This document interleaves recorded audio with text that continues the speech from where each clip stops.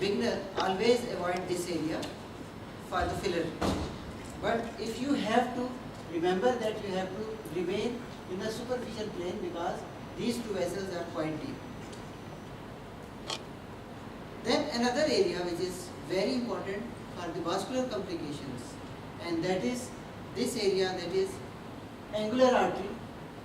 Sir इसके बारे में आप अपने लाइव जो कमेंट्स हैं वो दें कि एंगुलर आर्टरी के बारे में कि ये क्या ड्रेडफुल और इससे कैसे अवॉइड कर सकते हैं, और इन आप तो चूँकि करते रहते हैं जी जी।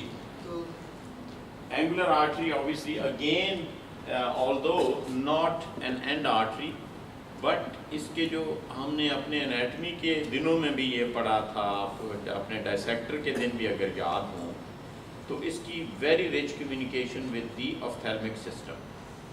तो इसकी जो कॉम्प्लिकेशन है वो बड़ी डेवास्टेटिंग इस लिहाज से हैं कि यू कैन एक्चुअली, अगर आपकी इस वेसल में अगर तो if it the injection is intravascular, तो it can then enter into the ophthalmic system and cause the dreadful complications related to the blindness और ब्लरिंग ऑफ विजन।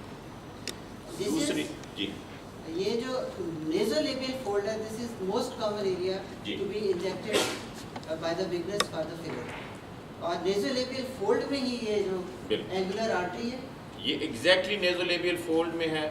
और दूसरी बात यह है कि nasolabial fold में इम्प्रूवमेंट नज़र नहीं आती सिर्फ सुपरफिशियल इंजेक्ट करने से। So you are compelled to go deep, and that is the reason कि जो मैक्सिमम आपको इलस्ट्रेटेड केसेस कॉम्प्लिकेशंस के बारे में डिफरेंट लेक्चर्स दिखाते हैं वो इस एरिया में है कि part of the nose is necrosed, या कि आई में अगर गया तो उसकी जो कॉम्प्लिकेशंस हैं, तो इसलिए इसका इंसिडेंस बहुत ज़्यादा है। उसकी वजह यह है कि अनलाइक ग्लोबुलर फोल्ड, यहाँ पे जब तक आप डीप जाएंगे नहीं वो आपको इम्प्रूवमेंट आएगी नहीं। अब इसका हम जब आगे चलेंगे प्रैक्टिकल डेमोन्स्ट्रेशन में तो इसकी अवॉइडेंस के लिए आपसे डिस्कशन होगा। अच्छा, इसमें दो चीज़ें